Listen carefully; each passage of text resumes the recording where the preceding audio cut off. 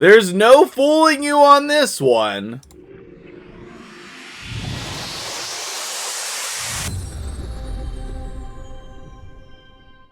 What's up, guys? MtgJedi here. How you doing today? I'm just chilling, having my morning coffee, using the amazing new mugs. If you want to be a part of the mug club, make sure that you head over to the link in the description here. This is Pauly Studios. You can get this exact same mug that I have, or you can also get my favorite one, which is the gray and black. I really like that one. And then we are in the process of doing a purple version. The purple version is going to be purple on the top, just like the blue one is, and then black on the bottom. There's no picture of that yet, but it is purple over black, as you see there. They will hand make all of these mugs and ship them out to you. It does help the channel a little bit as well, and you'll be able to get a wonderful mug for you to use every day. They're pretty big, so if you're a coffee drinker, if you're a tea drinker, you're going to be able to fit a lot of beverage into that mug. I've been really enjoying it, so I wanted to mention that here at the beginning of the video, because I'm kind of hurting today. I definitely need some coffee. And so I'm going to pause the video, finish my coffee, and then we're going to talk about this Timit the Fool, the new fusion who starts like immediately. Like this week, immediately. I think that it's weird to me that this new champion is going to be showing up in the Bannerlords. Like, I know we haven't gotten a lot of new Bannerlords, but like, man, we have so many Bannerlords. Like, where are the Ogryn fusions? I feel like this guy could have easily been an Ogryn. Easily. You just like alter his face a little bit. I think it would be way more fitting. You know, creepy carnival kind of stuff. But either way, he's going to be a Bannerlord, so let's take a look at his kit. Obviously, you have seen this already, right? All of the other content creators have made their videos on this, but I know and appreciate that you guys want to hear my opinion on this. So if that continues to be true, make sure you hit the like button. That's the #1 way you can communicate with me that you appreciate this video. And then also YouTube will push it out to more people if we're hitting the like button and putting comments down there. So let me talk to you about what I like and don't like about this champion. We're going to be able to get on the test server here in the next couple days. I think we'll be able to release some content later down the road. I'm not sure what the embargo is. I'll have to look at that. But we should have access to the test server for him. And I don't know what else is there, but at least him. And let me say, I think that this guy is super cool. Okay? Like, despite what you may think or not think about clowns, I like this design. This is not a horror creepy clown. This is a cool, interesting fantasy clown. And I feel like there's a difference. So around Halloween, we tend to get champions that have fear in their kits. This is no different. So I don't know. It's not the best ability in the game by far, but there are parts of his kit that are very good. So on his A1, he's going to heal himself. But if there are no active buffs, he also gets his turn meter filled. Okay, I was thinking that that worked differently, but no. Okay, so I don't know.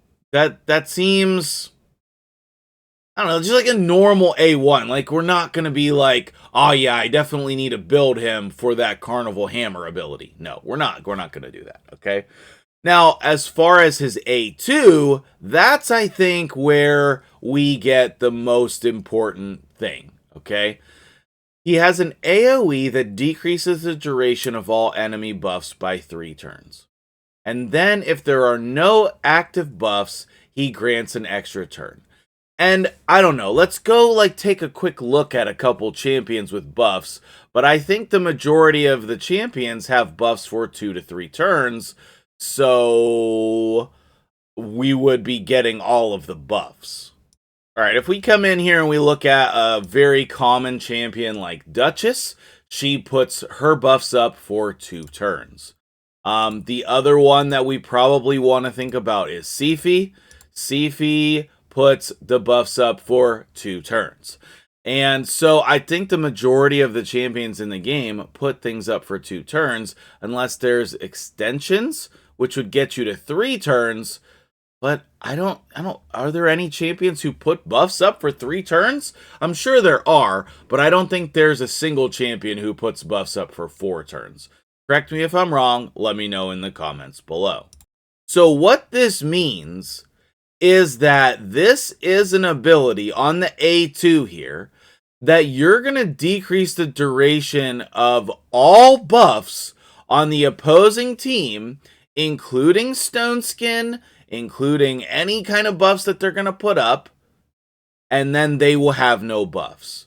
Now, a lot of times what happens when you're using a champion like this is you decrease the duration of all of the buffs, and then they take another turn and put more buffs up. So that is something that we would want to keep track of. Like, we would want to speed tune our team so that our damage dealer and this guy were really close to each other.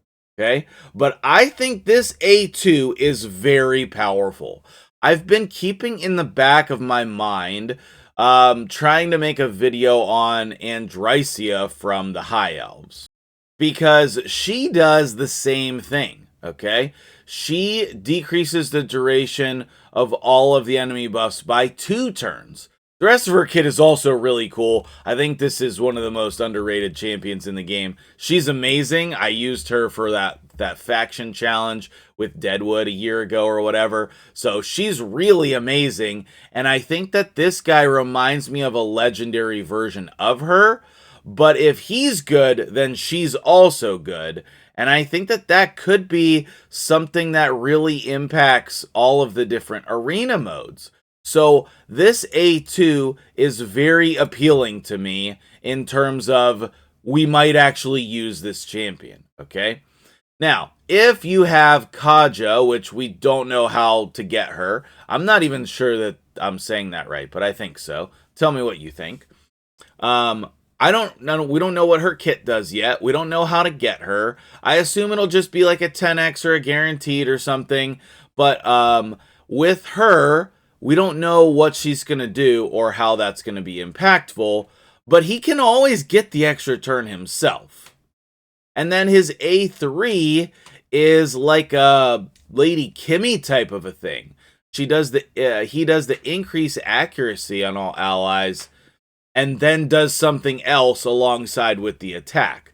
His other thing is True Fear, which, I mean, I don't know. On arena defense, that could be good, but relying on it on offense, no. Like, True Fear is one of those things where when you set the defense with this guy, the True Fear is going to proc like every time. They're going to skip all the turns. But when you're using him on offense, it's going to feel like it never works. That's just how it goes, okay? So, his passive, I don't know how impactful that's going to be. So let's read it and think about it for a second, okay? Whenever an enemy skill successfully activates while they're under a fear or true fear, it fills his turn meter by 10%. So basically, he's going to cycle through his abilities a little bit more often, but I don't think that that's important in any way. Like, both of his abilities are going to be on 4-turn cooldowns, which is very long in the game now. I think that the 4-turn cooldowns, Polarium, like, Test Your Strength should be on a 3-turn cooldown. I don't know why it starts at 6. It should start at 5. I don't know why the Kegs of Dread is on a 4-turn cooldown after the books. I don't understand the cooldowns on this kit, and I think that if there's going to hold something back on him from being useful, it's those cooldowns. Because at this point in the game, we are used to champions with lower cooldowns. And so, when we come in here and we get, like, you're going to be using his A1 a lot. So, like, the fact that, you know, if they have no active buffs, it fills his turning meter by 10%. Like, that's going to be frequent. Like, you need to do a bunch of A1s before you get back to either of these abilities. So I don't know. That's a big old negative. Okay. The second part of his passive Whenever an enemy skill does not activate because they're under a fear or true fear debuff, he places provoke. I just like, if they get feared, then they're provoked. Like, that is a cool flavor idea.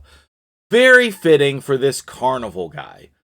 But, like, how impactful is that going to be? I don't know.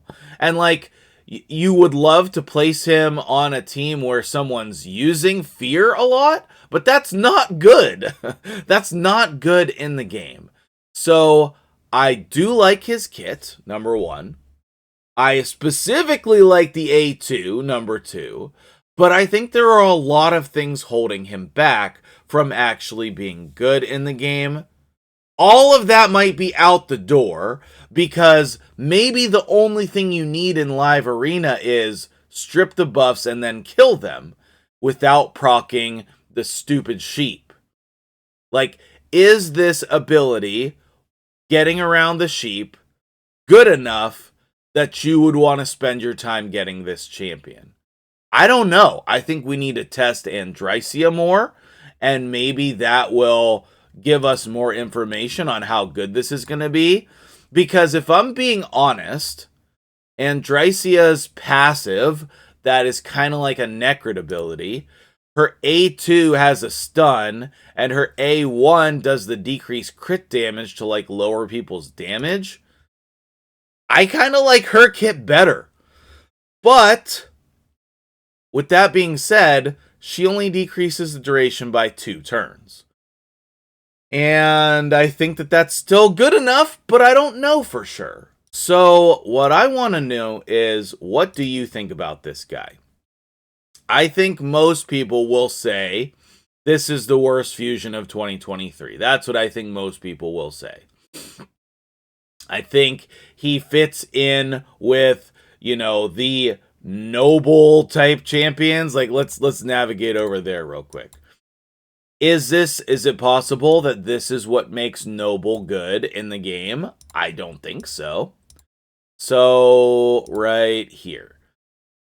75% chance of decreasing each enemy's turn meter by 50% if there are any enemies under the fear or true fear. Will also fill this champion's turn meter by the amount those enemies lose. Whenever an enemy's turn meter is fully depleted by any champion, has a 75% chance of placing a true fear debuff on that enemy for 1 turn. So, is there a way where we could deplete their turn meters, true fear them with noble, and then use this fusion champion to lock them down with a provoke? Like, I remember there was that team with Gerda or Calvalax, Calvalax, Gerda, Noble, and I forget who the 4th champion was. I think that was the team. But is there a way where we could, like, deplete the turn meter, fear them, provoke them, and just, like, lock them down for a few turns so they can't do anything? Is that a thing? I don't think so, but it certainly is interesting and thought-provoking. And so much so that it is raising my level of FOMO, okay? Like, what if that turns out to be good? I don't think it will, but what if it does? What if they buff him later? To me, I don't like the cooldowns, and that is a big deterrent. Like, the cooldowns being 6 turns down to 4 turns, I don't know. I don't like that one bit. But I do like the way the passive works, especially with Noble, and then you can deplete their turn meter in order to, set this all up, I guess. I don't know, because maybe that's not going to work. Just thinking out loud here, if they have buffs on, and we try to deplete their turn meters, then they will have all of these things blocked. If they have, like, block debuffs, I don't know that they will, but their stone skin would certainly block the fear and the provoke. Like, he would need to take a turn first in order to start this whole cycle. And because of that, I don't think it's going to work. Also, it's a lot of setup. It's a lot of setup, and I don't know if we're getting anything out of it in return. Will I go for this fusion? I mean, yeah, I'll probably go for this fusion just for something to do. Just because I like farming stuff in the game. It's a fragment fusion. If this was a traditional fusion, I mean, probably everyone would skip it, depending on what the epics are. But because this is a fragment fusion, like, this counts for points on CVC, right? It's 30,000 points. That's relevant. I think that this guy would be perfectly fine to help you out with no books early game, but I don't think he'd be worth your resources. So, in short, I'm on the fence about this guy. I think his kit is very interesting. At the end of the day, I don't know if he's actually going to get used. Like, does he do enough like a Madame Saris type of a champion where he's removing all of their buffs and then you can nuke them?